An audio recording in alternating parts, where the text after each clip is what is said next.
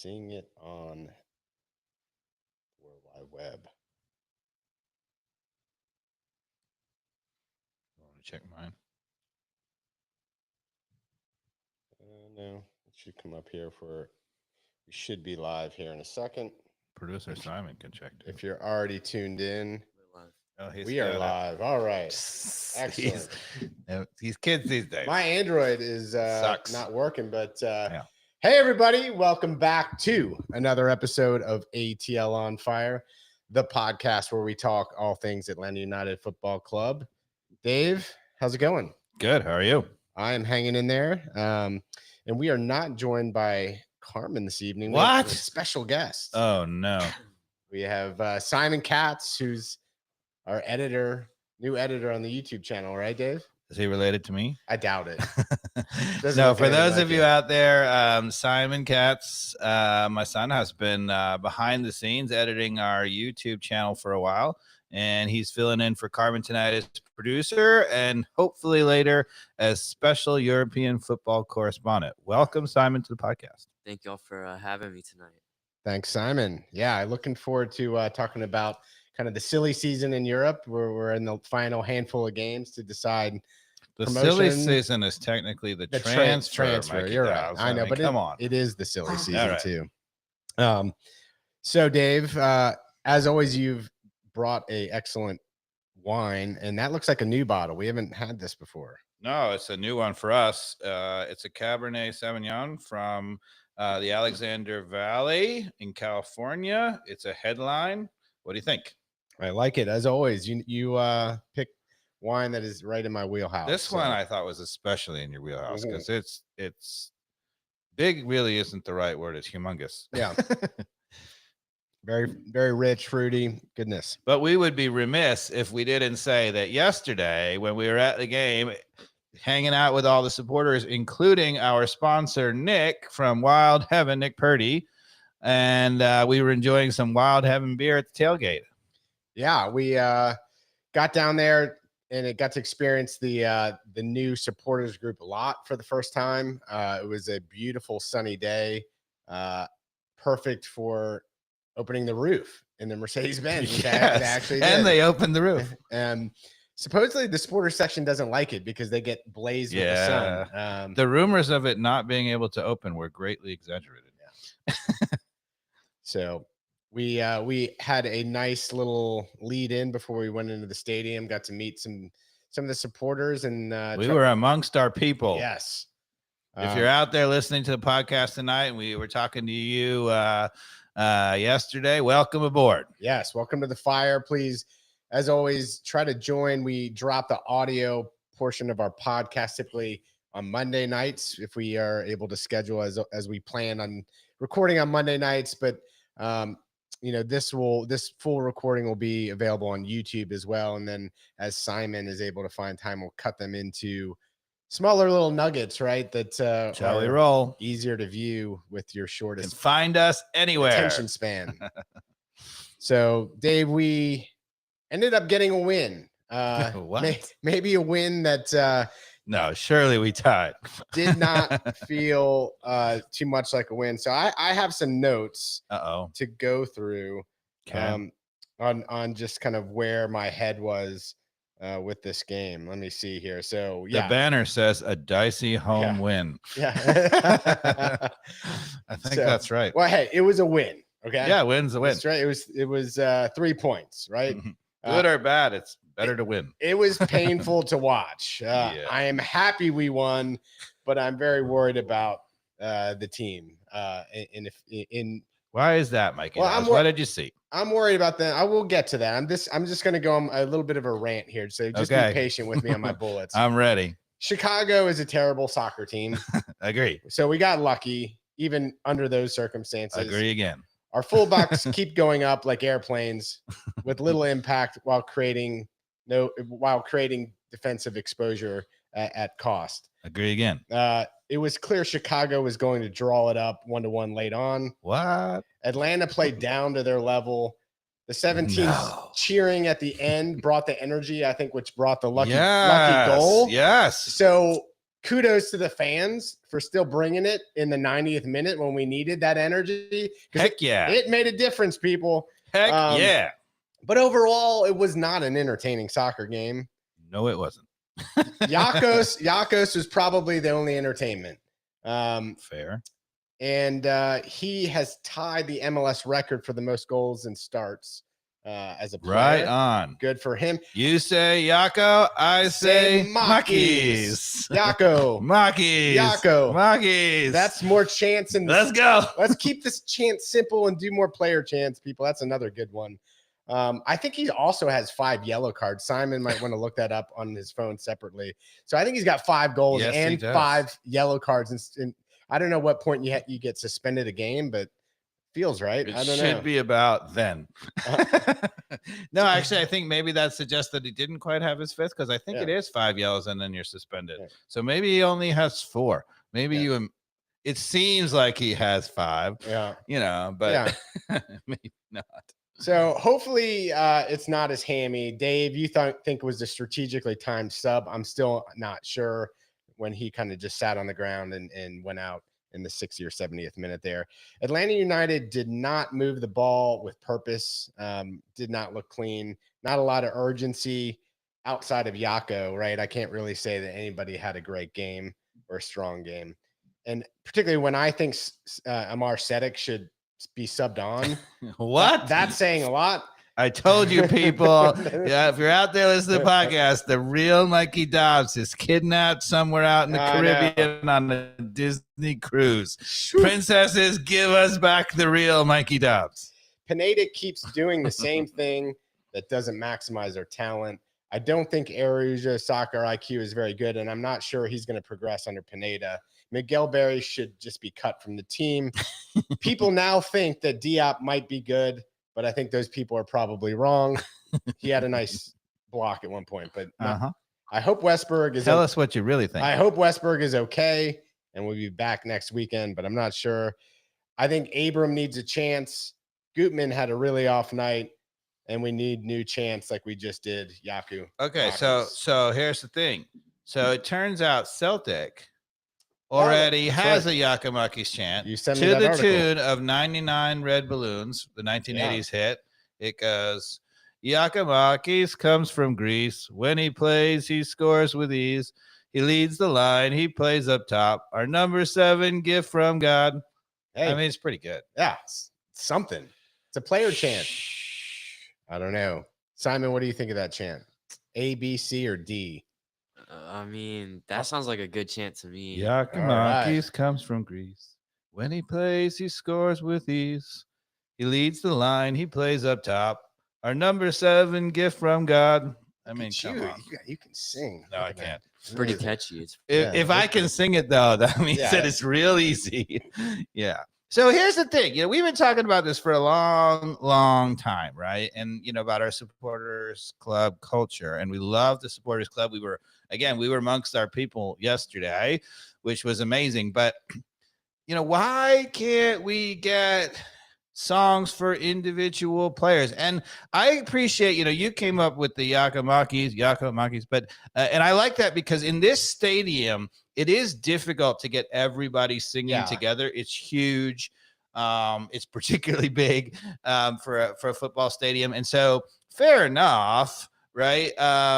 But, call and response would work, and they can be specific to players. Because, I mean, us average people up in the stands, like the supporter groups are crushing it. They're chanting, they're singing, they're dancing. They might even be doing a song, and most of the stadium might not hear it, right? So, plus the other thing, if you do it for players, then you wouldn't get the rote madness that we have. And to be honest with you, you can tell from the fans that they're getting a little bored with it, right? Because we do the exact same chant at the exact same time, right? Yeah. So the Viking clap, the ATL, we do at the 40th minute of the first half every single time, right? And so the problem with that is that it doesn't respond to the game, right? So if you just gave up a big goal early on, let's say you're playing really well, you get hit with a sucker punch, You need the supporters club needs to act like another player on the field. So that's when you can go to the Viking clap, because it gets people pumped up.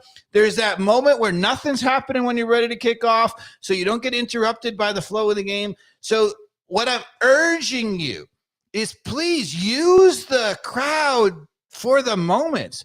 We need a little coaching from the supporters group. I agree. Even if that means like handing out, some digital barcode, so you're saving the planet, right? And you can get the lyrics on your phone, so you know what the song actually is. Yeah, nowadays. Like, how do we promote that when you walk in the stadium and be like, here's the player chants? I know they have it on the mobile app, but I think they're kind of overcomplicated. Like, promote it in some way to be like, hey, make sure when you walk in the door, here's a barcode for your favorite player chant. Let's get it going. There. Something. Okay. So out of all those bullets, I don't know where you want to go. As I said, I felt the game was pretty painful to watch. I know you did too, because you were sitting next to me. But why was it a painful watch, Dave? Well, really interesting. Last podcast, we said, Pineda deserves a ton of credit for realizing that we need 3 in the back. Right. And that was killing us all last year. Mm-hmm. Right. And so he had this weird unbalanced system where Gutman was staying back, Lennon was going forward. It was a little bit, who knows what was going on when Gutman was out, because Wiley was taking his place. But, we went right back to our starters. We had Gutman and Lennon on the outside backs, and you thought they were going to go back to their system, but no. Right from the very beginning. You pointed out from the kickoff, right? Both of them bombing down there. We got our airplanes back, and I was like, really? Now, here's the thing. So Pineda clearly does realize that having 2 back is a problem for our team, right?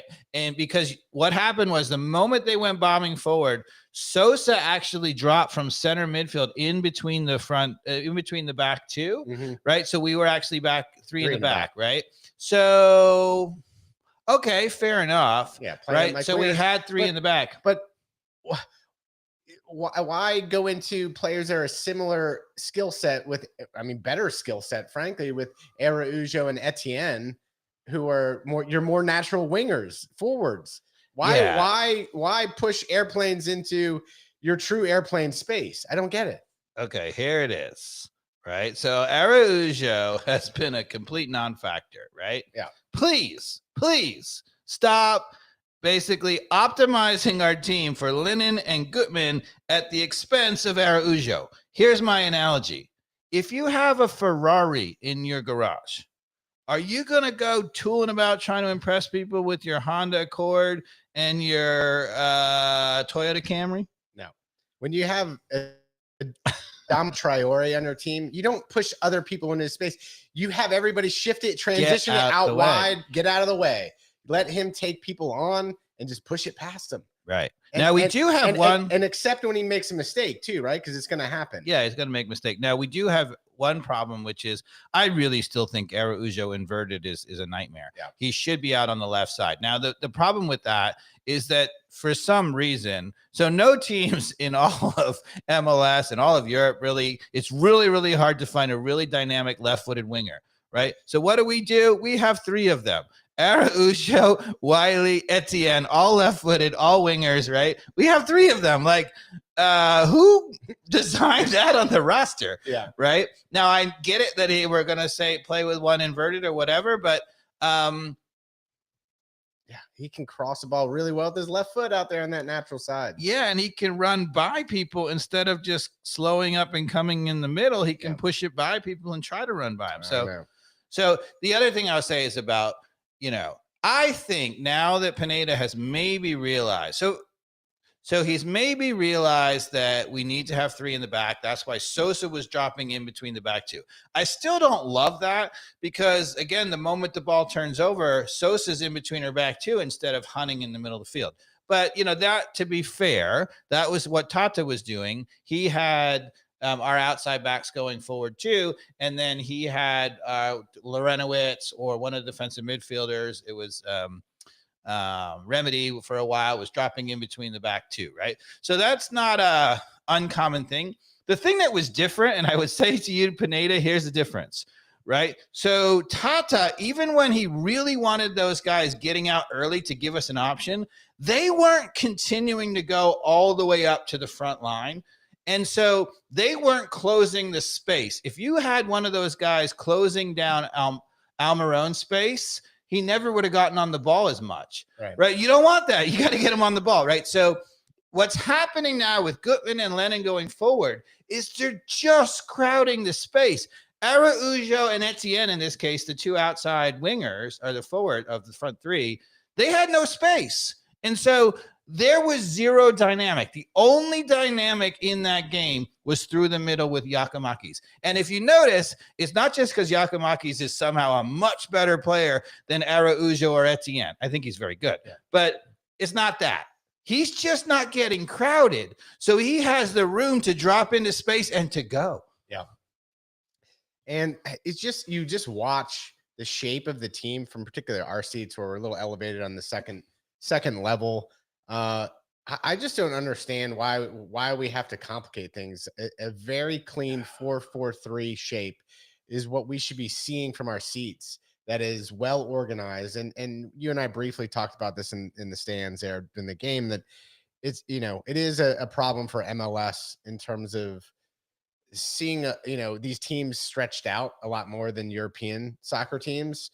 There's much more of an accordion early on in MLS games or at any given time. But to be honest with you, our only dangerous moments become when the game gets stretched, because that's the first time, that's the only time that Araujo and Etienne have room. Yeah. Otherwise, when that's not happening, they're so crowded. The only when it works is when Gutman and Lennon have had to come so far back and they haven't yet gotten up forward. If we transition really quickly, then it becomes the dynamic that it should be all the time, right? But the thing is, it shouldn't have to come because it happens to be we get the ball and go forward quickly. They should be able to watch the game and time that run and do that even when we're not transitioning. I just feel like when you look down and you see like a true back four, this team is should be impossible to score against, especially with Sosa. Sure.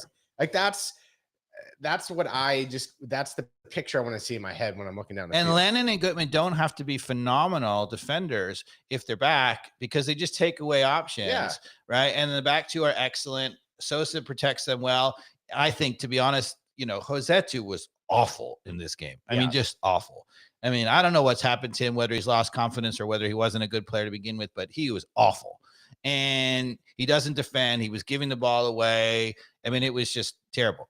But so I think, to be honest, it should be Sosa behind Ibarra most of the time. And if you take that, that's a really defensive center midfield, right? And so then we got those attacking players. You're like, well, if that's defensive midfield, why wouldn't you send Lennon and Gutman? And I'm saying yes, but just do it one at a time and do it when it's on. Yeah. Don't go up there, stand there all alone and be static, right? Pick your spot, Lennon and Gutman. Wait, be patient till when it's on, and then go. Yeah, because then you have three in the back and the luxury of Sosa or another midfielder. If they're able to scramble back and give you four, you have four. Well, so what should happen is, so let's say Lennon goes forward on that run. Then the back three who are remaining would be Gutman, Parata, and Robinson. Yep. They just shift a little bit over, so they're three, right? And so that way it's Miles Robinson covering it in that case. And so you don't have crazy stuff like Ibarra or Sosa out of the center midfield trying to cover in for Lennon, right? So it's the guy who's already there. And then if Robinson goes out and it opens up a gap in the middle, you have Parata there. But if, let's say, there's something, whatever, Sosa can track a run and cover for that occasionally. No problem. Because that extra guy has to come from his spot anyway, out of the midfield. Instead of him having to haul it all the way out to right back and haul it back in, as we talked about it, when you have that, even if he goes and makes the play, now Sosa's supposed to be playing to Sosa, right? And that's a problem, right? It's impossible. So I don't know if you want to go to tactical board or just talk theory on how to watch a soccer game, Dave. Do you want to do a little segment on that? Well, I do absolutely. Do you want to finish some of the comments in the game, or you want to return to them afterwards? Yeah, let's save that till a little bit later. So let me go back to a couple of my little hot flash notes here on the game. So, what about my comment on Chicago being a terrible soccer team? It was funny because so we were watching the game, and so not only Atlanta United's, they actually had the better the play in the first half, but it wasn't that dangerous. We scored the goal. We had one more that was offside that came back. But outside of that, we had a lot of possession, wasn't too great. But the first half was okay, right? I mean, I really thought too many times Lennon and Gutman were crowding it, and it was killing the dynamic. But overall, we were okay in the first half. In the second half, we were absolutely atrocious. Chicago dominated us, and we kept saying, it is only a matter of time. Yeah. I took it in my notes and I said, if we don't score, we're getting tied for sure. And you actually recorded it. You said, let me record this. I don't know if you have that. I'll see if I can find it. While you're trying to pull that up, what I'll say is that you said, well, maybe Chicago's not even good enough when we, are that bad to actually score a goal. And I said, don't worry, we'll make it even easier. You have it? I don't know. I'm checking it out here for the play.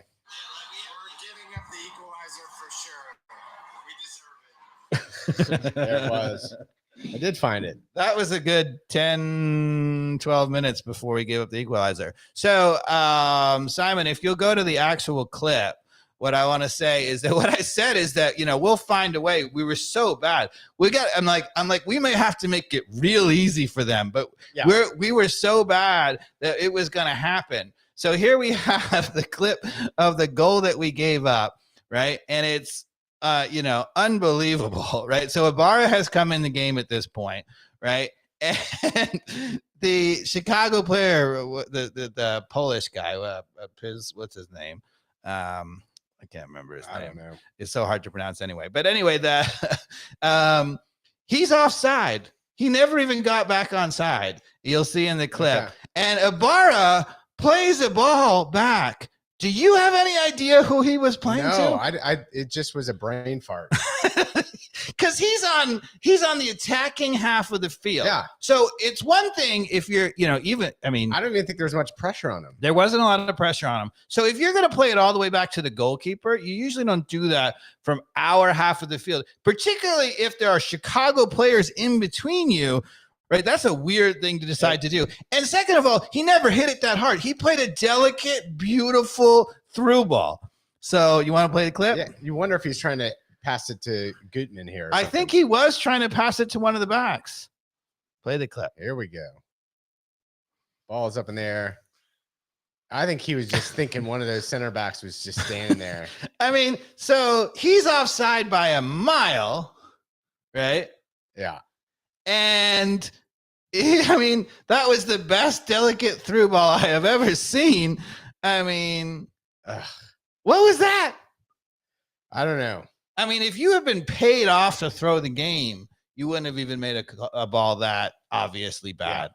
No, and I think up until that point, Chicago was so bad that even though I said they were going to come back and tie, which they did, I was like, I don't know, maybe not, because they're just so bad.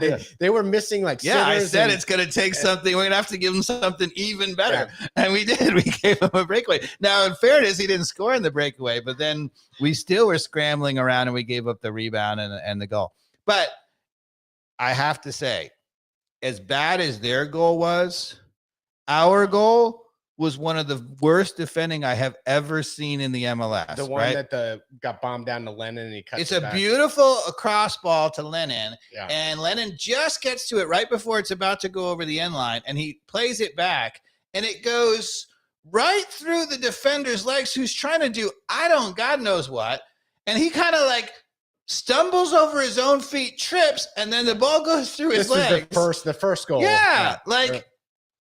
I almost couldn't believe that was not on purpose, that he was trying to give us a goal. Yeah.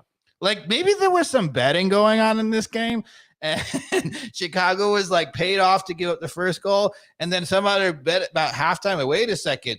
You got to give it, and then we had to give them a goal. This was like the Keystone Cops. Oh, it was absolutely, they gave us a goal. We gave them a goal. It was horrible. Yeah. Tough game to watch.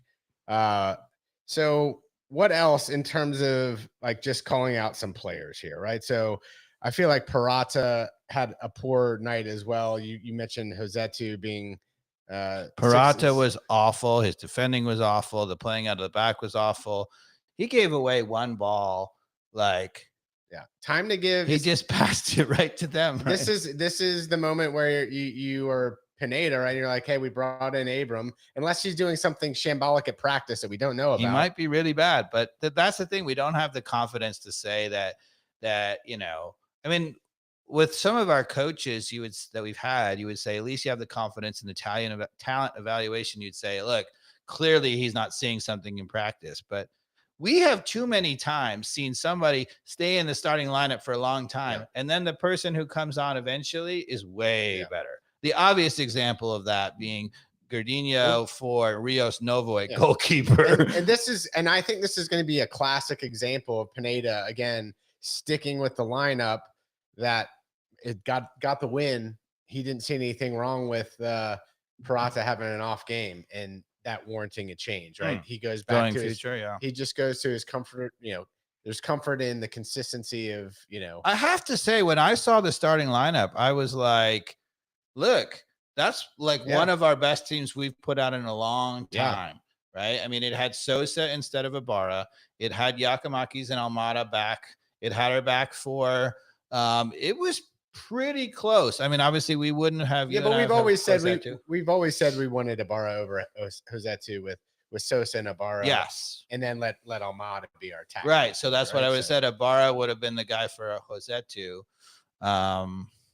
But other than that, we had pretty much, and I think, to be honest, as much as we paid for Etienne, Wiley's a much better player. Yeah. And he really should be starting over Etienne. To me, I would have said Wiley and Araujo, even though Araujo has been awful recently, over Etienne, both. What did you think of the goalkeeping? Well, I mean, Westberg was fine, right? Westberg was absolutely fine. I have no idea why he went out. Like, did you see anything? They said it was a leg injury. That's the only thing. Yeah, but did you see him get a? No, I didn't see anything. I don't know. I don't remember him getting clattered. Whether he got a knock, which hopefully he's got a more of like a bruise type of thing than a muscle issue. But who knows? Yeah, I mean, you got to figure it's not good because, he knows Guzan's out. He knows he's the starter, right? He ain't coming out unless he really has to, right? You're going to be gutting it the whole way, right? Yeah, and then, it's just, it certainly looked like more individuals were also off on their game, like Gutman, who's pretty reliable. Fair to say he didn't have his best performance. Gutman had a terrible game. The other thing we noticed right off the kickoff, I mean, you and I both turned to each other and we said, is Almada, his head already in Napoli? Yeah. I mean, the rumors out there are that he's going to Napoli, right? And it looked from the very beginning like that. He was kind of a little showtimey, he wasn't quite moving as much as he usually is. It wasn't really far off, but yeah, there was something that was off in terms of his energy. He didn't look like he was out to prove something like he normally is. And, again, another example of a player who has been nothing but amazing the last handful of games. Now, he, instead of being an 8, his performance was like a 4. Yeah. And then, so Etienne didn't stand out, but again, maybe that was because of the space being occupied by Gutman. Araujo was pretty damn quiet. Miles was decent, right? Sosa was decent. Robinson and Sosa were, thank God, good, because that's the heart of our team. Yeah. And they, that's what kept us in, the game the whole time. I thought the subs, we could talk about the subs, right? So Wiley came on for Etienne, and Barry came on for Papa Giorgio, right? And I thought, everybody say, oh, I'm so worried about Giakoumakis, his hamstring or whatever. If I was looking at the clock, he didn't really have any knock or whatever. He didn't I didn't see him holding it or whatever. He kind of looked up at the clock and just sat down. I think that was a premeditated sub from the very beginning. He definitely did a second thought about whether he was going to sit. Okay. I saw him do that. I was like, oh, is he going to sit down? And then he didn't. But I saw the body language, like he was going to take a seat, and then he didn't, and then he chose to. So you might be right. But hopefully it wasn't him also being like, Do I want to try to play through this little? Yeah, could be. Do I want to play Could be through a this little bit of both. tweaky feeling I'm feeling, or should I be responsible and sit down? That's how I read it in real time. Is that he was feeling like, hey, I don't want to do the full tear. I'm gonna go talk to the guy after I ice this and try to not make this like a 8-12 week type of hammy pull. Yeah, but and then obviously Almada came off just minutes later, so it all looked like it was all like coordinated. Now I would say Almada's was certainly a rest move, right? Because he's coming off a knock. I presume it's all because they have slight injuries and they wanted to get him off Wednesday. The other thing would be Wednesday, but if that's true, I can't see imaginably anybody resting our players for Memphis on Wednesday night. I mean, no offense to Memphis. Didn't we lose to them in the preseason? No. Or I thought we did. No, we played Chattanooga in the preseason. That's and we lost to them. It was like tied with the starters, like 2-2 in the first half. Yeah. Chattanooga's a way better team than Memphis. Okay. It was Chattanooga. All right. But anyway, so yeah, I can't see resting that. So if that's the reason, but the other thing I'll say is that, we saw again what I think is poor player evaluation because Papa Georgia comes off, whether it's because of the injury or whether it was premeditated, it doesn't matter, right? And he brings on Barry when obviously the choice should be Machop Chol. Now you would say, oh, he brought on Machop Chol just a few minutes later, but it doesn't make any sense. Machop Chol, I think, to be honest, when he played out wide as a winger, he looked to me. The only time I've ever seen him play really well for Atlanta United was in the preseason where he played as the sole striker. Yeah. And so to me, that looks like his natural position. I love that. Yeah, I do too. So he's physical, he's strong, he takes players on, he can lay on a good ball, he can score. All these things look really good. So he's got to be really hard to defend. Yeah, too. Like he's physical. He's got he's a nightmare. Weird physique. He seems like a nightmare. Yeah, a nightmare to defend. But this is what I'm getting at, right? Because he brought on Barry for forward, and then he brought on Cho behind him in the attacking midfield for Almada. So if you look at those two players' strengths, right, you would have said the thing about Barry, the one player's strength. Well, Barry doesn't have many strengths, but if you look at his weakness, it's pace. Yeah. Right. So why in the world would you put your less pacey player up front to try to run by people and your more pacey player in the midfield where there's nowhere to run? Why? I don't know. I want to get back to this. Because they're both tall, they're both physical. One's fast, one's not. Right. So if you're looking at those two players and you knew you were going to make those moves, right? Even if you say forget how bad Barry is and he never should be on the field, but if you were going to do that, Cho plays up top and Barry plays in behind him to hold up the ball and maybe play Cho through. Okay, so I was going to ask you what would be Miguel Barry's potential strength. And you're saying he is a big physical guy. Yeah, but he never got back to hold. He never had movement. He never moves. So if you don't move, it just be a big cone in the middle if it's just going to come to you. There was a guy who used to play in the middle who never moved, who was really, really good. Carlos Valderrama. Yeah. At the end of his career, he never moved more than 10 yards anyway, but he could hold up a ball. He was super physical and he could find the next guy. So I don't know whether I'm not comparing Barry to Valderrama. I played against. I know you have. That's a good story from the Charleston tournament. Yeah, and maybe you should tell. But what I was going to say is that if you look at those players, you can get away hiding non-pacey players in the middle. I mean, Manchester United is a perfect example. They bought Weghorst, and Weghorst has turned out to be slow too. But Ten Hag, who I think Weghorst should never be on the field either. He's like Manchester United's Barry. But at least he had the decency to realize he's never going to run by anybody, and he doesn't finish with his head. So that's the other thing. If you have a guy who really goes to the ball and he doesn't, and Barry doesn't either. So he dropped him in the hole and play behind where he could hold up the ball and try to play it through. And where also he's really kind of disruptive with his long legs as the first line of defense in the attacking part of the field. And I'm not saying we should do that, but that's the only possible role I see for Barry. I see the only role for him is to be cut. Yeah, well, I agree too. I mean, cut him tomorrow. I don't want to be harsh. I would cut him tomorrow. he's wasted space in the team. I mean, I've seen enough. Like, and I don't know what I mean. I agree. Great opportunity against a bad Chicago team, and nothing. You can't give me any sort of memory. Yet again, it's like the third or fourth time. Yeah, it's getting fiery around here. He's heating up. But that's pretty easy to get pissed off about that. Even average Joe can figure out that Miguel Berry is not having an impact on this team. He's not having anything on this team. I mean, Paul Mullin, right? Is in was in the National League, which is for those listeners who aren't familiar with European football, that's 5 divisions down from the Premier League. Would be, I mean, come on, he would light it up at Atlanta United, wouldn't he? Would he? Paul Mullin, Paul Mullin. He would be great in the MLS. I'm surprised that somebody hasn't made a run at him. Yeah. Because he's a terrific player. Why would Paul Mullin leave? Dude, he's like I know, he is in the best situation. And he's close. I guess he's from there, from Wales. I think I think he's got some connections with that area where that was definitely a life change. That we should cut him tomorrow, Miguel Berry. I have only one other thing to say. There were 2 moments in the game where we were defending like a set piece, and Giakoumakis was back.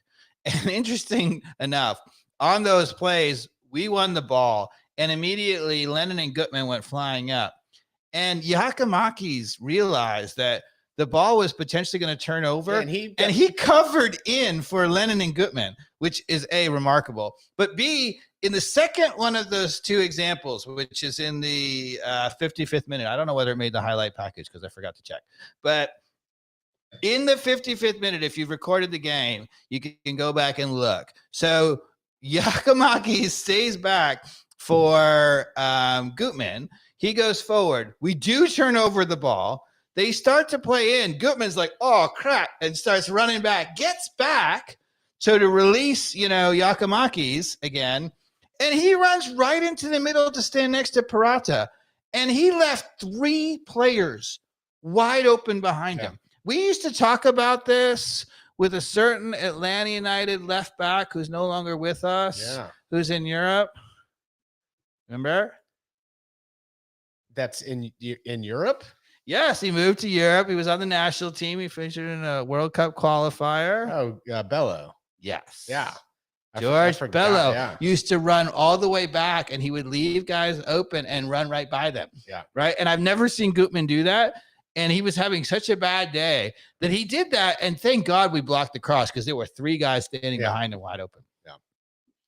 So what else do you want to talk about in this game? Because I think we've talked a lot about the game, which only had a few interesting moments. We obviously got the header in the last minute of the game. Finally got one of those going our way. Yeah. So at the end of the game, the supporter, I mean, we had nothing. We never crossed midfield basically the whole second half. It was awful.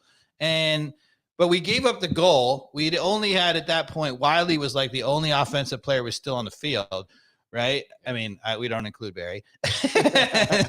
and so we were like, and all the players were like, oh crap, I guess we have to go forward. Because they were parking the bus and trying to get us into the next, into the next game. Right. But they were like, oh, we got to go forward. And to be fair, Wiley twice almost single-handedly drug us forward and got us corner kicks. And as soon as they got us a corner kick, the Mercedes-Benz faithful got fired up, and you could see the players were really wanting it. Yeah. Right. And we had a chance to score. And I will say, we've been talking about it earlier, but in the box on offensive corners, Miles Robinson, Pirata, and Giakoumakis, who wasn't in the game at that point, that is a formidable 3 players in the air. We should really dangerous. Yeah. Right. And I thought even in that play on corners, both sides of the field, don't we look better this year compared to last year? And you know what's happened? I don't know because if it's Pineda, because Pineda always says he designates this to an assistant coach. Yeah. All free kicks and corner kicks. But for the first time, we have Lennon coming across on the left side to take corner kicks. Yeah. So statistically speaking, right? There's actually almost a 10% better increase in goals on in-swingers, right? And obviously somebody's realized that. And it was Lennon taking those corners at the end of the game, and he hit, to be fair to Lennon, who we've been so questionable about, they were phenomenal corners. And we, of course, always said his ability to deliver a ball is phenomenal. It's just the scenario in which he's doing it, right? Are people crashing the goal? It's just the thought process that's going just, forward. But that's just it. On a corner kick, you can create that little mini crash on goal when an in-swinger is coming in, right? And have your big men like Peralta and Giakoumakis, like just that's a nightmare to defend. And last year, where we had no dynamic at all, the only goals that we scored were basically set pieces to Air Juan Peralta. It was like 5 goals, right? Last year. But also, Dave, we haven't given up a lot of goals on corner kicks this season. No, we don't have any more zonal marking. Okay. I mean, not to say I've been meaning to ask you about this. So we do have 1 or 2 players who are zoning within that, which is what you should have. Yeah, which you've always said. Yeah, we always should have. But we have other guys marking up, and I'll be dang, we don't give up goals anymore, right? So that's good. So anyway. So Pineda and the team going forward, what is your optimism? I feel like there's these moments where we've kind of flattened out. Like there's not a lot convincing. I know we have a good starting record. It's great. I'm so happy for the team, but these games leave me, I'm just not a lot of confidence with just the style and identity of our play. I mean, I think when Giakoumakis is firing and Almada is firing, it's fun. Like those moments, there's lots of fun moments in these games, but I wouldn't say that there's an overall identity that was like in 2018, man, you felt it. There was a style of play. It came most games. Like we had ugly games in Tata too. They're easy to forget since we won. When we lost the Supporters Shield to Toronto on the last day. Right. Yeah, there were some ugly games we had then too. Those are easy to forget, but I feel like, man, even with all these wins, we've had some dicey W's and ties for that matter. Yeah, I mean, you were asking about, how do you watch a soccer game? Yeah.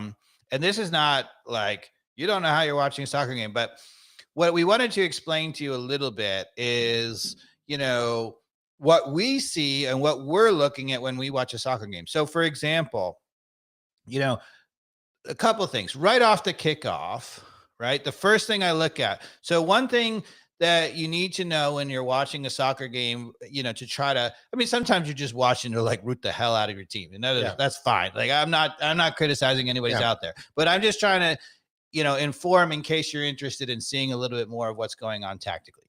So, one thing I'll say is you always have a comment right at kickoff. Yeah. Because you feel like you can glean something about the mentality and the setup that's been driven by the coach before the whistle even blows. Well, so one thing you can see on a kickoff, right? So on a kickoff, the team lines up in a certain formation, right? And you can see in a kickoff what formation they're playing. So the first thing, if you're trying to figure out how a game's going to go and how we're doing, is you want to know what formation both teams are playing. And I'm not talking about what the television commentators tell you the formation is, because as we talk about a lot, that often does not reflect at all what the actual formation is. Right. But when you see a kickoff you often see the players standing where they're going to be, right? And you can really tell what the formation is. So, one thing I have taken to doing is taking a quick snapshot and kickoff, and I know what it is. So I know exactly, are they playing 2 up top? Are they playing 1 up top? Are they playing 4 in the back? Are they playing 3 in the back? You can often see that just by watching the first 20 seconds of the game. So what did you see at the start of the Chicago game? When I was watching Atlanta United, the first thing I noticed right away is Gutman and Lennon were pushed up. So normally if you're playing a back 4, you look at a starting lineup and they're pretty much a straight line across the back 4. And you didn't see that right from the beginning. So the 2 were back and Lennon and Gutman were both ahead of them, right? Yeah. So that already tells you something, right? The other thing I was going to say is that, so that's a good way to start. So once you know what the lineup is, then you get a sense of what people are doing or whatever. The other thing I would say, and I say this a bit to, coaches, even at MLS coaches, is stop watching the ball, right? Because 90% of what happens in a soccer game is actually stuff that occurs off the ball. So yes, you want to watch the ball to see what they're doing in those key moments, the decision they make when they score a fantastic goal. But you should be constantly glancing a little bit off. And this is why I love live soccer, because on TV, you can't always see it. They don't have a wide enough angle often where you can't really see what's going on. So for example, if you watch Atlanta United in this game, right from the kickoff, there were multiple times where Lennon and Gutman had gotten so far forward that we had, again, all three of our normal forwards and those two all in a line. There were 5. Yeah.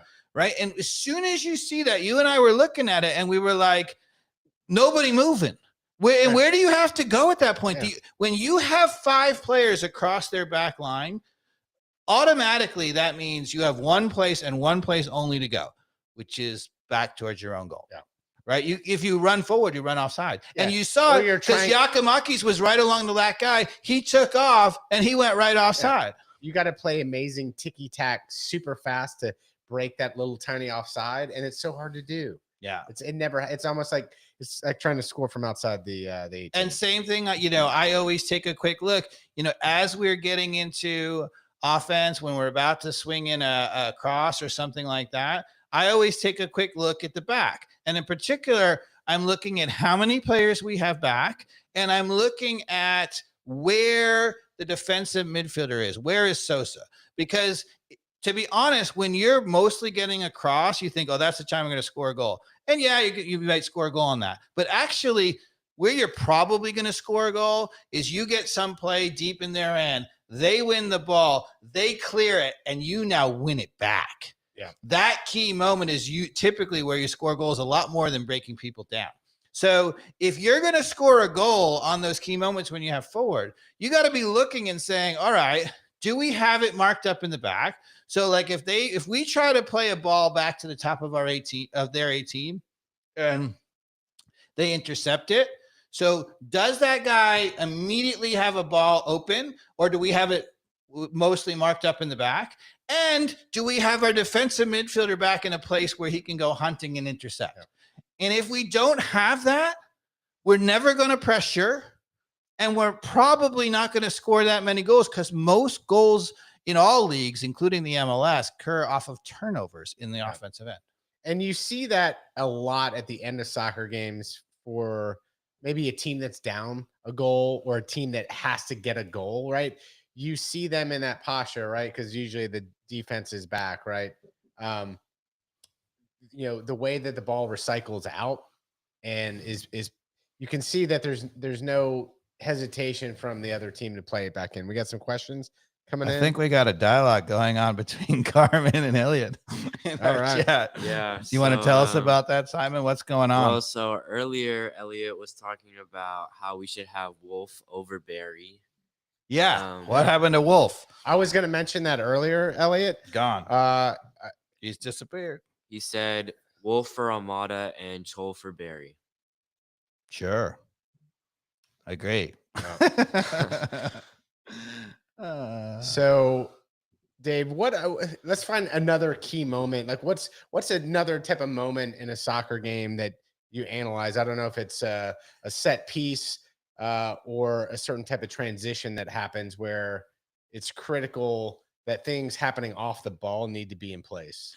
Yeah, well, when you're looking for like a mistake, so let's say we give the ball away, like Peralta gave the ball away a few times out of the back, right? So the obvious thing to do when you're watching the game is you say, stop giving the ball away, Peralta, right? But before you say that in your head, you have to ask. So anybody who gives the ball away, the first question is, do they have an easy option? Right? Yeah. Right. So if they have an easy option and they miss it, personal mistake, and then they give the ball away, that happens. But that is a very, very different proposition than if they don't have a good option, or they are really trying to, their only option has to be a spectacular, break the lines kind of ball. Right.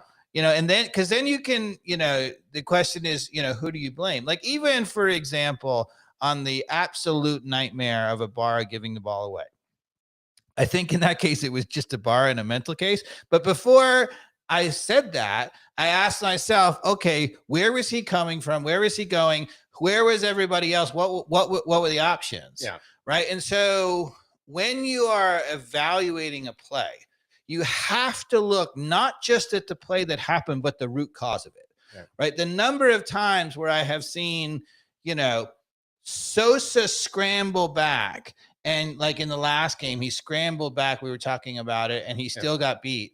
Right. And everybody's like, oh, look, Sosa's terrible. But the whole play started because Lennon was too far up the field and Araujo was trying to cover him behind him. And Sosa was the only one reading the danger on that play.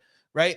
And so, yes, if you look at just watching the ball, you say, okay, Sosa ended up in the back and kind of got beat. But you have to say, whoa. Why is Sosa going in behind our right back? Who was supposed to be there? Then you say, okay, Lennon was supposed to be there. Then you immediately look and say, where was Lennon? Lennon was charging up the field and Araujo was behind him. And that's when you and I are like. Then that gets to the question of, how do you coach the formation at the end of the game to make sure you're screaming from the sidelines that you have 2 banks of 4? Well, this is the thing when I talk about coaching, right? So this is also not just when you're watching a game, but when you're coaching.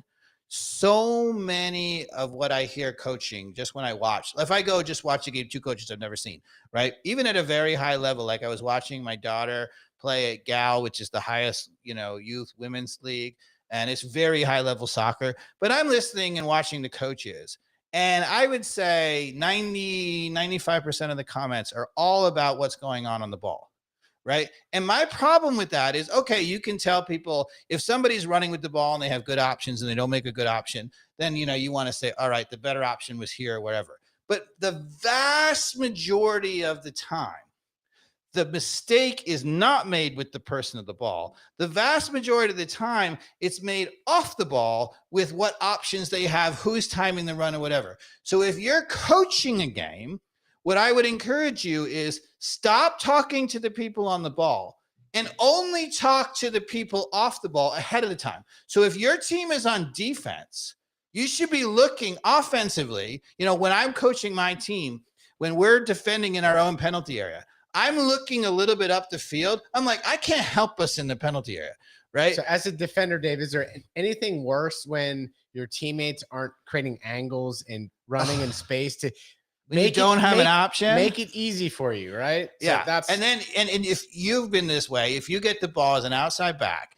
and you've worked really hard, you freaking won the ball, you get the ball and you look up the field, there's no option. You've tried to do either you kick it up the field or you try to do the extra cutback, you get stripped, and now the coach is screaming at your head, right? And you see this all the time in youth soccer. They're like, what are you doing? You're taking too long on the ball. You never should have done it. That is not your problem. That is the problem, that you never had a pass. When you won the ball and had your head up, you should have had an option. Yeah. And if you had had that option, you wouldn't have had to do that stupid. And I think that's one of the few things that even an average player can see that's not happening. If like a winger like bombs down the field, they work hard and the rest of the team's sleeping and no one's crashing the box. You're like, why weren't all those people that were off the ball not going into the box and giving him an option, right? And so don't forget that happens at all times on the field in little different scenarios, right? Like are people making the right move? But even in that case, like, so I've seen cases like, with some of the girls teams, they have really good forwards, right? So they're under a lot of pressure. You outlet the ball. The girl gets the ball up top, like a long 30, 40-yard ball. Yeah. She turns her player and runs by her, right? And then the other defenders come over and all the parents and the coaches are screaming, who is the other option in the box?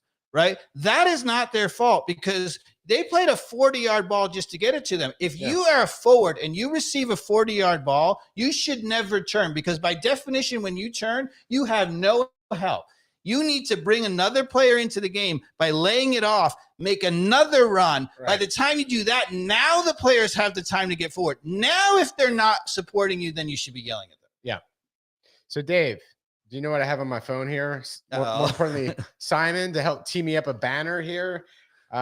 It's been a while, some ATL on fire trivia Okay. that I've yet again Here we go, I've people. gone to the depths of the internet to find 5 questions. What is the overall topic of the trivia, or is there not a topic? Oh, it's a little bit about some statistics in the history of MLS around cards. Okay. And a little bit of where Atlanta United might be standing out with stats this season. And is it me or is it me and Simon? He's your lifeline. Okay. He's your lifeline. All right. All right. So got it. First question, more in the stats category. Does Atlanta United have any players leading the league in goals, assists, key passes, clean sheets, tackles won, or interceptions?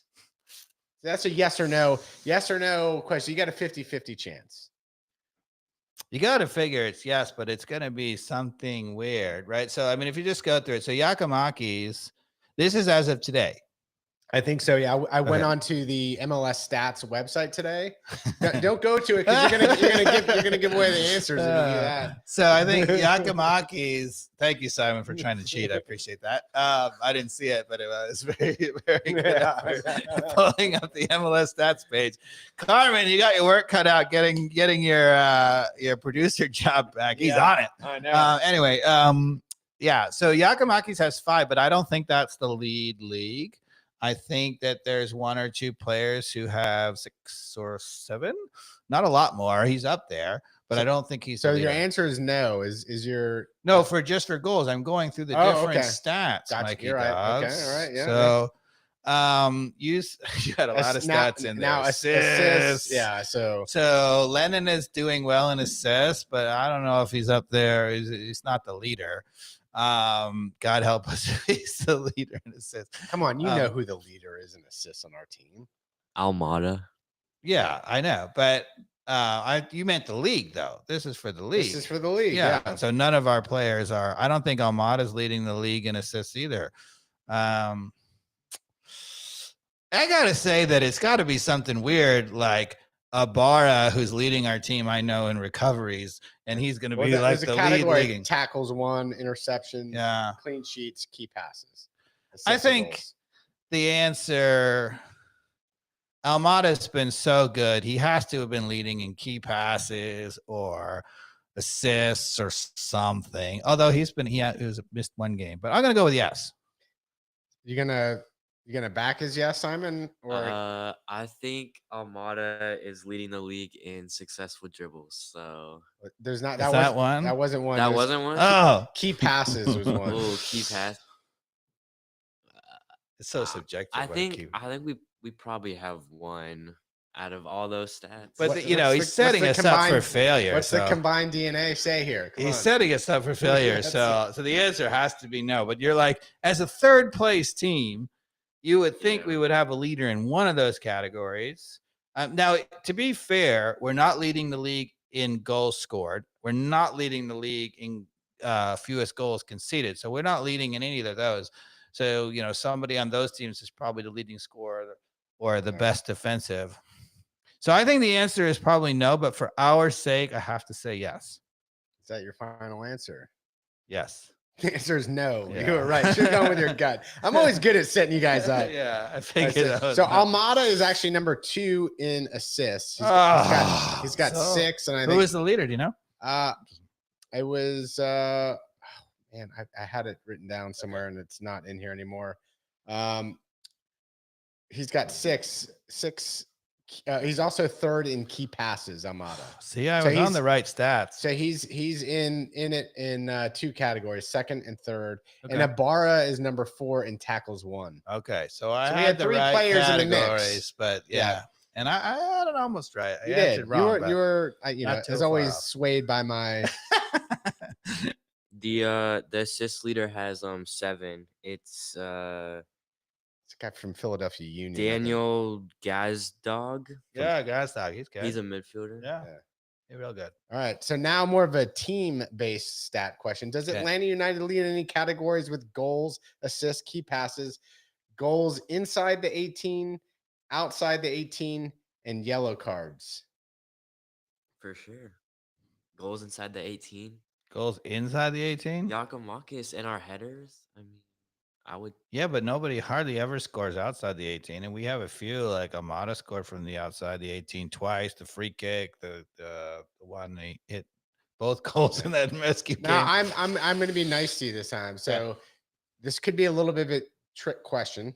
It says, "Are we leading any other teams in these categories?" I mean, we're in first place. You mean? As in outright first place. Yeah. Outright first place. So we can't be tied. Can't be Correct. tied. I think the answer is going to be no. Yeah, I would say No. Is that your final answer? Damn it. yeah.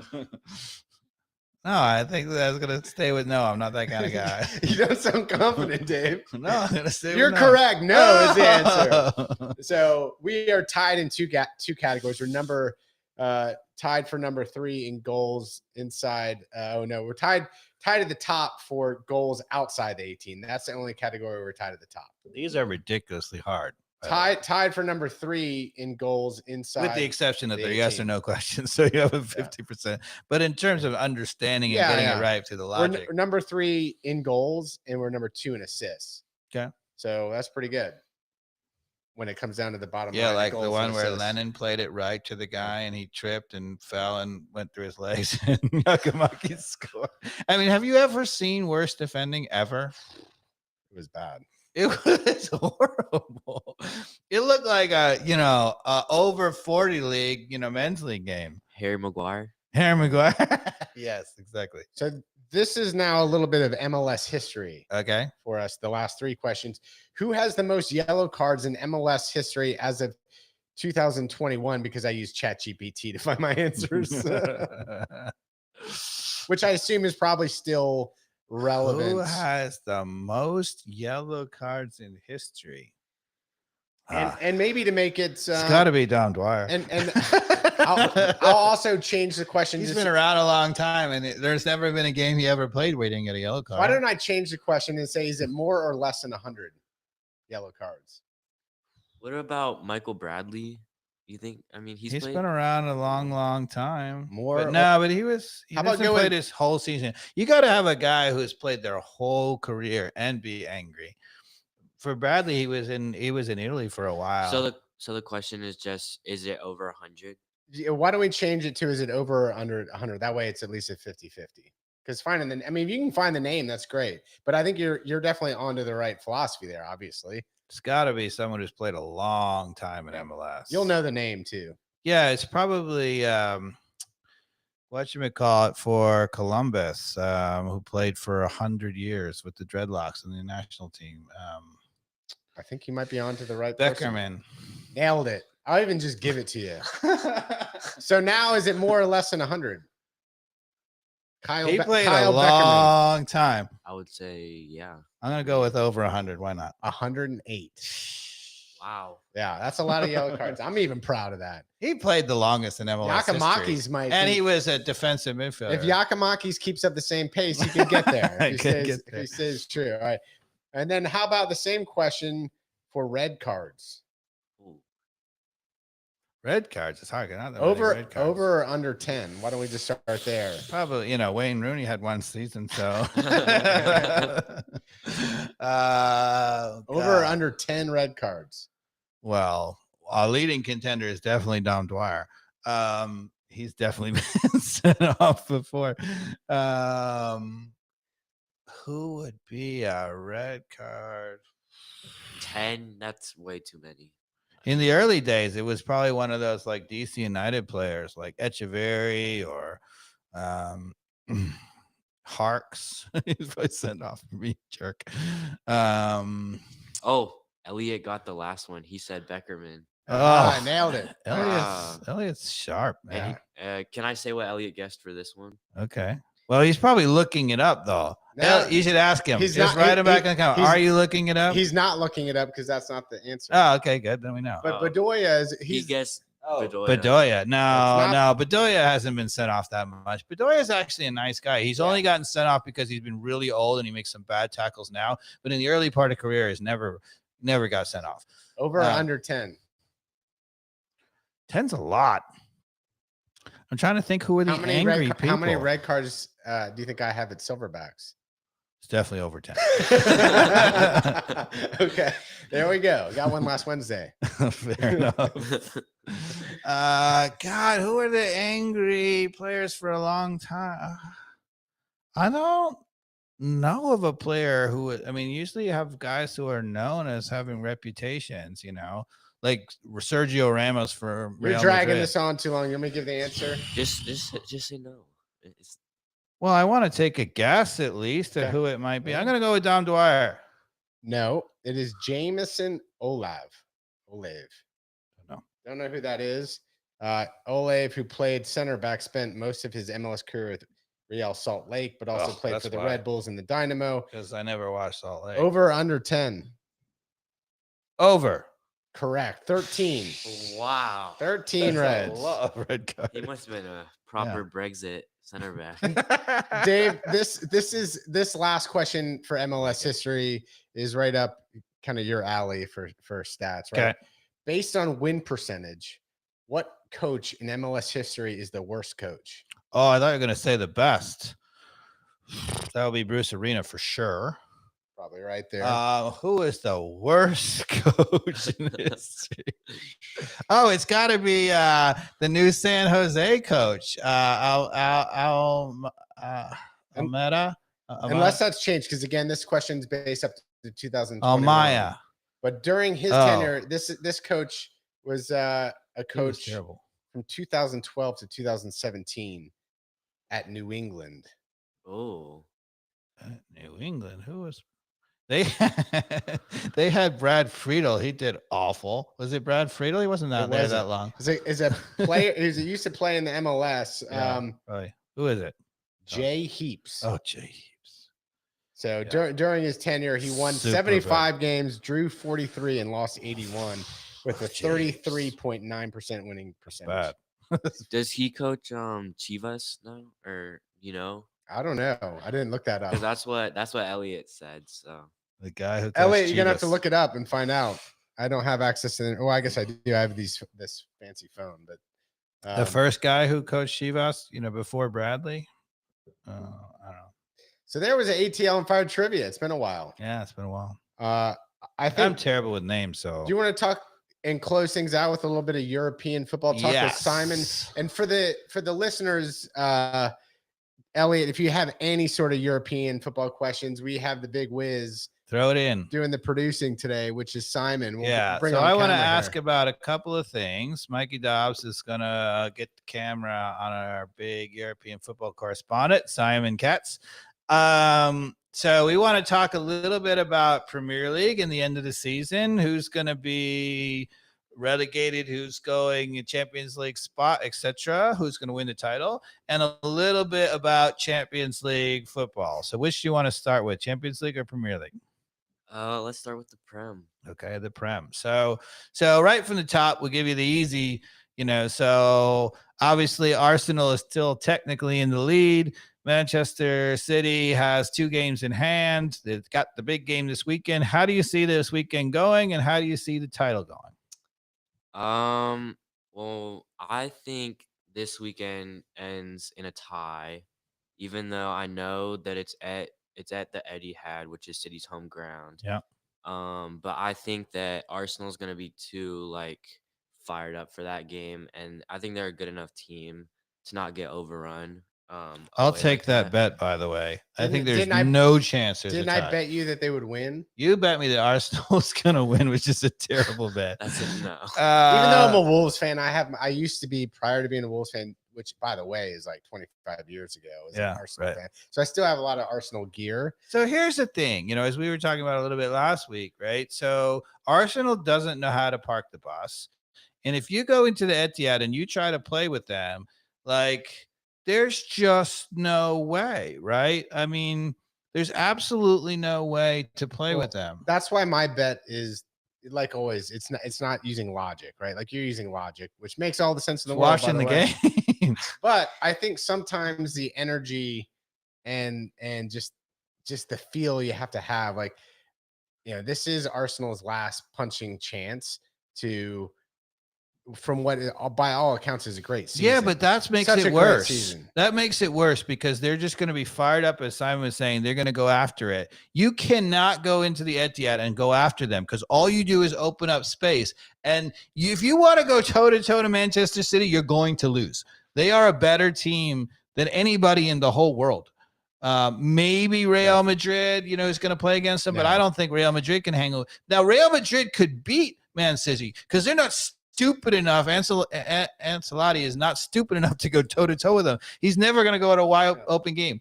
The only chance to beat them on the road is to sit back, absorb the pressure, and try to hit them on the counter. Now, I would be surprised if Arsenal does that. I think they have a fighter's chance. I think they will ultimately succumb too, because it's just not, they haven't done it all year.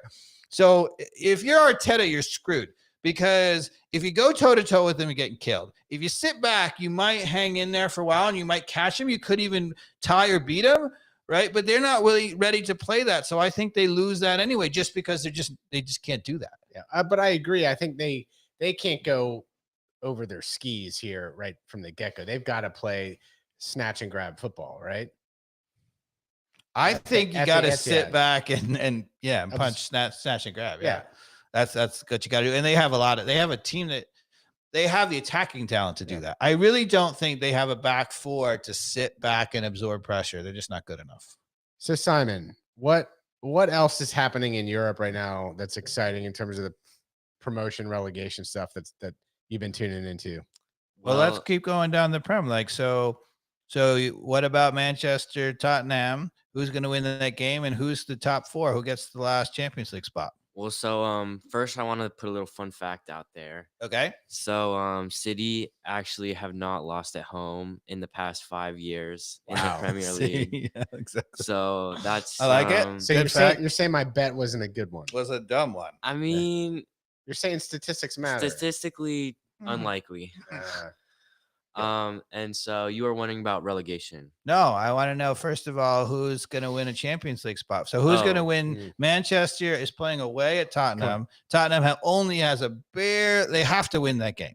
If they don't win if Manchester United beats them, it's over. But even if they do win that game, it might be over. So who do you think is who's getting the 4 spots? Well, so I see it's going to be City, Arsenal, United, and Newcastle are going to finish in the top 4. Yeah, you don't think that Tottenham can come back? No, they sure don't look to be playing with much confidence. They got annihilated at Newcastle. I turned on the game. I got my cup of coffee. I was like, it's only 9 minutes in. Like, I literally was like, I of course couldn't miss anything in the game that was Sunday morning that game was happening. And I went out there to turn on the game on the deck, and I was like, this must be like a dated game, because it was like 3-0. I was like, I must have tuned into something on YouTube. Yeah, you picked the wrong. and I was like, no. I was like, it actually is 3-0. It is actually in the first. So, they scored 5 goals in the first 16 or 20 minutes. 21 minutes. Yeah. See, our European football correspondent. And our boy Almiron came on after being injured for a while. Yeah. Had an assist, didn't he? Is that right? He played the ball, but it bounced off the defender, so I'm not sure if they credit him with that. So amazing. This is how he knows. Like you said, he even knows that was declined as an actual assist on the books, but he was involved in the play, which is great. All right. What do you think about the relegation battle? Well, so I think their season's done. They're going down for sure. It's pretty close at the bottom. I would say it's probably going to be Southampton, Bournemouth, and my last it's close. Who are the other teams in contention? You tell us. Well, those are not really following it. It's Leeds is in there. Leeds for sure. Everton's in there. West Ham's in there. Wolverhampton's in there. They just need one more. They kind of need one more point. Wolverhampton. Wolverhampton's on the leading side. The leading. What about our Leeds? Are they going to the Americans? Are they going to survive? Weston McKennie? Do they live to Tyler Adams? Did they live to see another Premier League campaign? I don't know. I thought they were for a while there, but I don't know. I think I think they have a good enough team to stay up. That's what I would say about West Ham, is that their team's good enough for some moments of individual brilliance. Do you know who And has that's the the thing. most difficult run in? You know? I don't know. don't know. Yeah, but I would say that West Ham and Wolves have the better teams in quality to stay up than Leeds right now, they're losing a bunch of games right now. And so while I agree they have talent, the confidence that Leeds has is right now. So I agree they got talent, but West Ham and Wolves seem like more stable clubs, is all I'm saying. Okay. And there's also Leicester's in there too. Oh, Yeah. Leicester. After firing Rodgers after all that. Oof. Yeah. Brendan Rodgers sacked again. I think it's gonna kind of shake out to where it is right now. But I think it's gonna be Southampton, Bournemouth, and Everton are going down this year. Everton. Wow. You don't That's a you don't know big your club. statistics then. When's the last time Everton went down? They've Never. never been Never. relegated. That sounds like the Etihad Wow. thing. You're Yeah. calling them Yeah. going down. Okay. Yeah. All right. I like it. Bold prediction. So now I'm going to test your knowledge, Simon, on the other end of the spectrum. Who's going up?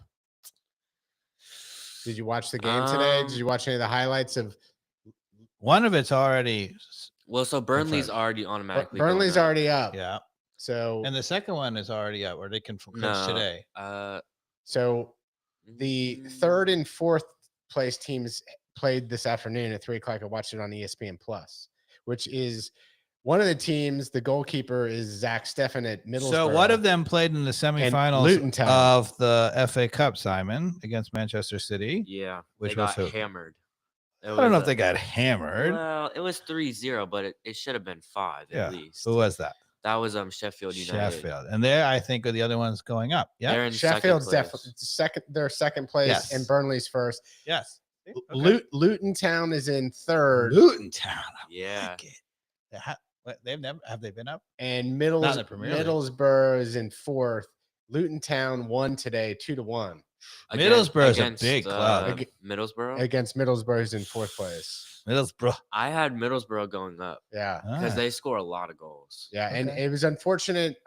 It was tied 1-1, I believe, today, and Zach Steffen came out to stop a guy who's like charging into the box, slid, and just barely, like as the player was like playing out way wide, like hit him, and you had to call it a penalty kick. But you also have to say it was the right move for Steffen to come out and challenge it. So tough one. And then dives the wrong direction, and the guy just puts it in the opposite corner. Oops. 2-1, Luton Town. Yikes. So that, I think, gives Luton Town a pretty good chance. And I think Middlesbrough also plays like the fifth place team next. So they don't have an easy match in the next game. And then they play like one of the bottom teams as their last match. Okay, so now FA Cup, Derby.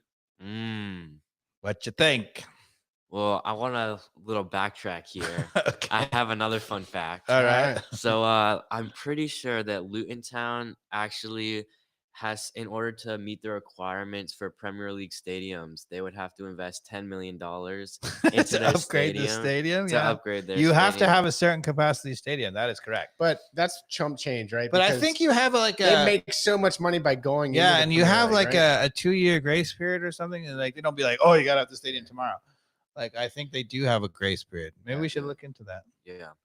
And so, FA Cup final, huge game, Manchester Derby at Wembley. Well, I have City winning. Shocker. Yeah. I'm a United fan. But with both our center backs out right now, and City have so much momentum. They've won like 5 out of the past 5 games they've played. But here's the thing. So 2 things. One, you guys can take the wager. I'm going to argue. I'm not saying Manchester United is going to win, but I will say that game is going to be closer than the Arsenal match, right? Because Ten Hag has learned his lesson, and he is never going to go up and down with Manchester City. He's going to park the bus and try to counter, and they have struggled against that. Now, I think without Lisandro Martinez, who's out for the year, that's a struggle, right? Erling Haaland's going to score a hat trick in this game. Is what's going to happen? No. Um, No. I would predict probably Bernardo Silva to score, and I would probably predict maybe a 2-1 But they have a win. lot of games. The final's not for a little while, right? They have a lot of games in between that. There's a lot of madness. So that goes to the heart of, can City win the treble? I want to say yes, but the treble is so hard to win. So hard to win. There's so many games played that Yeah, realistically, I don't see City winning the treble. I do. When you have an Erling Haaland on your team, anything's possible. I think they win the title for sure. I don't see Arsenal. I think Arsenal's in collapse mode. And I think if they get through, then I think they beat either. Well, let's go. What do you think about the Champions League last four first? Tell us who's in the Champions League last four. So it's actually a Milan derby Yes. on one side. Yes. That's pretty cool. Last year before the San Siro gets destroyed. Yeah. So that's pretty. And they both ply in the San Siro. Do you know this? Yes. So it's a derby in the same stadium. Yep. And they the other side you have Man City versus Real Madrid. Right. Two of the most successful clubs in the world Right. this year. They were both super, super good. So who wins on either side? So I think on one side of the bracket, I think AC Milan is going to beat Inter Milan. Okay. And on the other side of the bracket, I want to say City. I think City is a better team, but realistically, I'm going to go with Madrid since they don't really have anything to play for in their league, and they're just going to be trying to full out send. So where is Real Madrid in the league? They're second place. Second, right but they're too far. They're never to catch Barcelona. They're like 12 points behind, 11 points behind. So evidently Messi landed in Barcelona today with lots of luggage. Yeah. An absorbent amount of luggage, which might just be him moving his like winter clothes back to Barcelona. Yeah. But I don't know, Simon, what do you think of the rumors of him going back to Barcelona?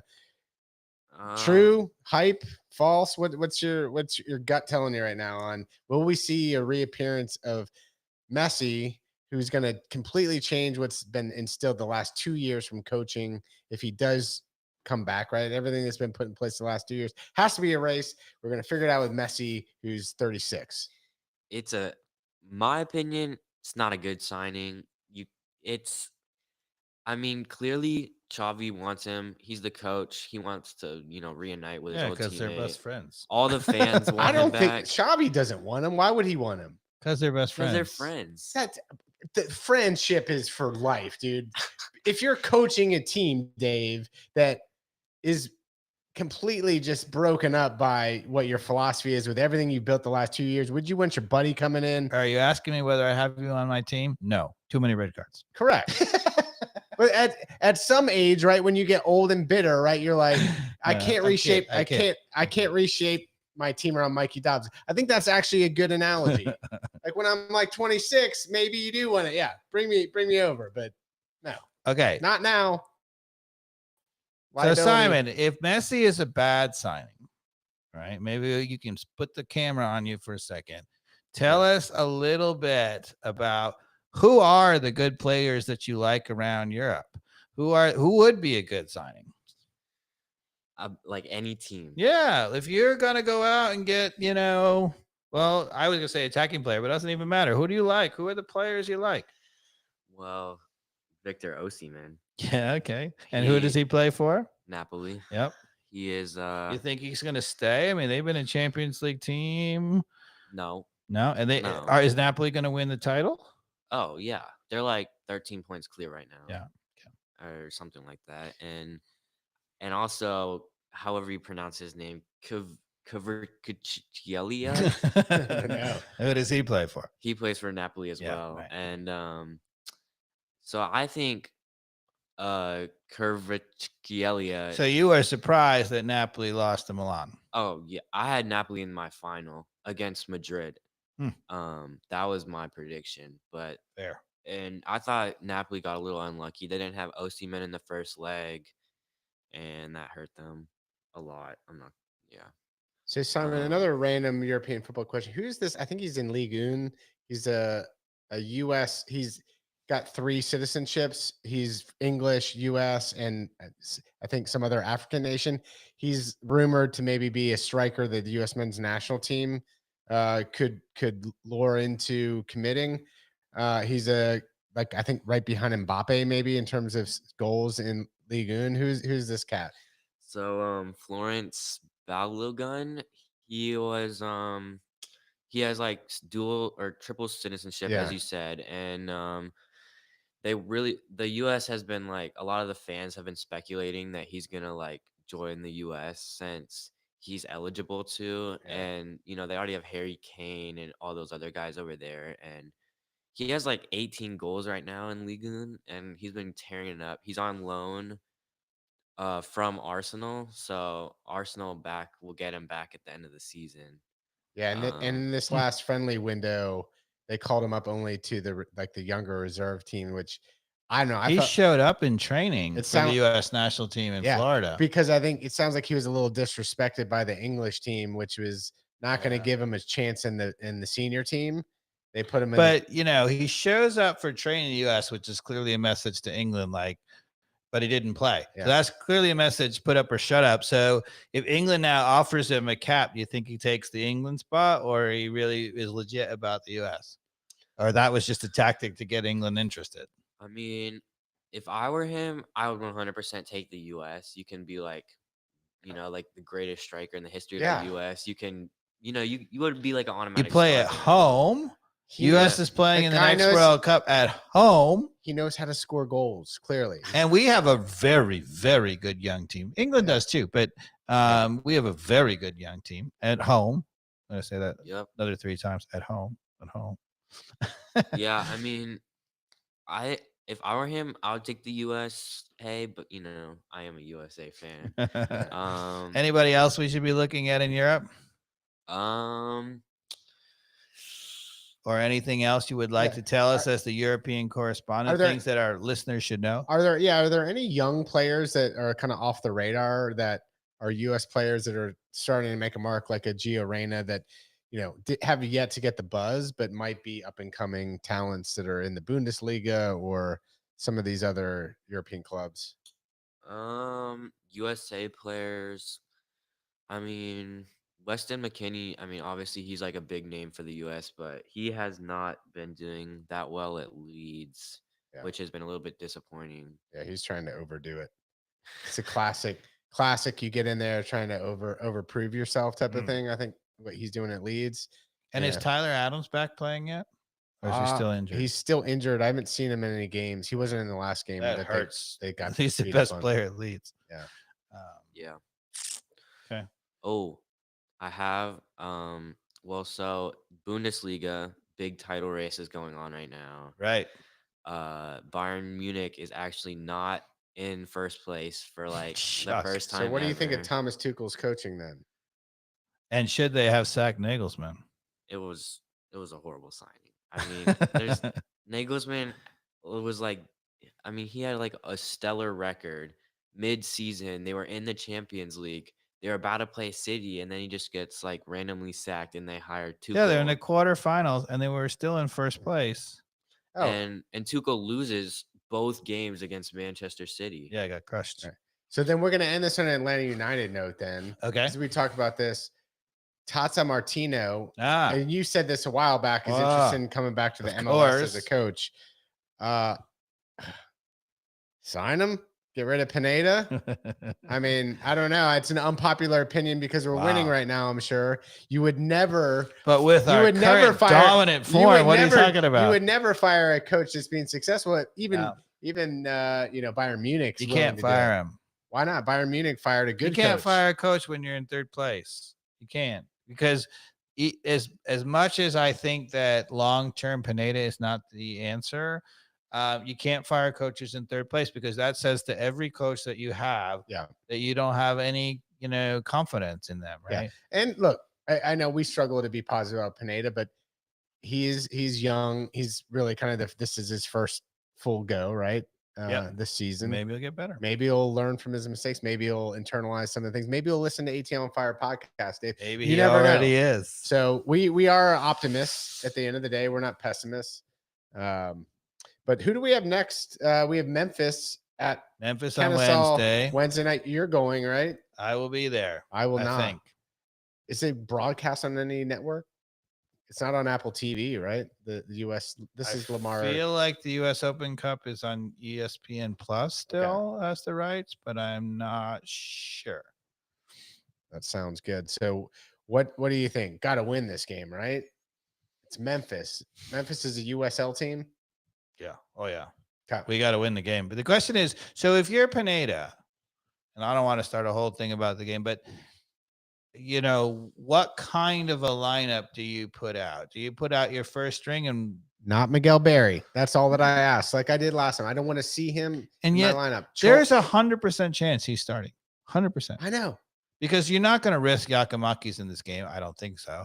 And he thinks he's a number 2. I would have Chol starting, but yeah. I think he thinks Berry's better than Chol up there.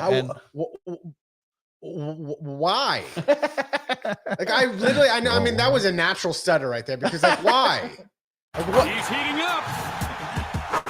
I just want to go to bed. Gosh, Miguel Berry. Like so he's gonna start for sure. I think you're right. I would guess. I mean, if he doesn't give Hernandez a start, then he's truly cruel. Yeah. Right. Because Lennon's played, and you would, and this would clearly be a great chance to give Abram a start. You would think, even if you're like not punishing Parata, like, hey, you could communicate, I'm giving you a rest. We should be able to beat. You presume it's going to be Abram and Parata, and Robinson's going to get the rest. Yeah, that would make with the injury last year. He needs, get him off his feet. Less time. That makes sense. I agree. But yeah, you see what Abram's about. Then Parata doesn't feel like he's being, nixed. You could also give the young center back another shot. The Cobb. No, Cobb. Your dad like him? Not with Abram as a Peruvian national who hasn't played a game. Hello. Like, but it's a pretty low risk game. It's Memphis. It's Memphis. Yeah, but that's what I say. I still want to walk all over Memphis, and so I need to put out a team that's a respectable team. Right. So, but you want to rotate people. So okay. When we're up 4-0, bring in Cobb for Prata for sure. As soon as we get up by 2 goals, Cobb should come in. I think that's fair. Yeah, so for sure. But I don't think he should start. Yeah, I agree.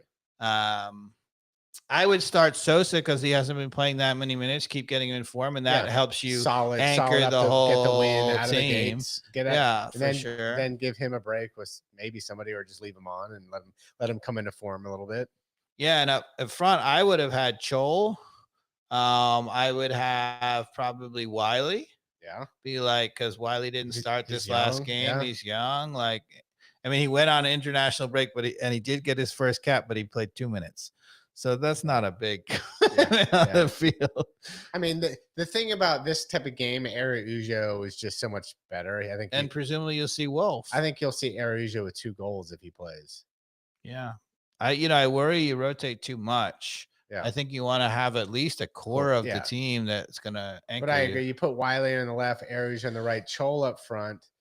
Do you rest Almada, or does he play in this game? I wouldn't start him. I would only bring him on if you're losing or tied. I agree. Just keep him off the field. So then that means Ibarra and Josetu, let Josetu work out some of his. I'd let Josetu keep playing, and you said Araujo. I would have probably said Wolf, but I think Araujo could put a hurting on in the first 20 minutes of this game, and then you take him off. I love, to me, if you have these young attackers, you just dominate the middle. So you take Sosa, Ibarra, and Josetu, or Sosa, Sejdic, and Josetu. Yeah, Sejdic, even in this type of game, should play well. Yeah. But, the weird thing was Sejdic never came on in the last game. He was on the bench. Yeah. I wonder why that was. As Pineda finally lost the Sejdic. Yeah, clearly that's just it. You listened to the new ATL on Fire opener. Although Josetu was so bad, it was like, wow, I was like, Sejdic might be better than the way Sejdic is better than Josetu. Yeah, right. In the current form, that's tough. I thought I could count on Josetu to get back in form, but it's not looking like it. Not good. Yeah, I wouldn't have either of them on the field because I would have Sosa, Ibarra, and Almada as my starting midfield. But we need people in injury moments and rotation. So those two are going to have to battle out. And I will say at this point, Sadik can play it safely backwards. Which is I think on that note, people, we've talked about it all. We've talked about it all. Simon, thank you for coming and filling the gap on the production and a little bit of European football knowledge as we enter the relegation promotion. Fun times in European football. Yeah, and thanks to our sponsor, Wild Heaven. Yep. We saw Nick again at the game. It was awesome to see you, and the beer is still fantastic. Yeah. And thanks for any of the supporters that we got to meet that may be new listeners. And we will try to get out there again and maybe do like a free jersey giveaway or something. We got to coming to you, people. Yeah. All right, everybody. Have a good night. Take care. Cheers.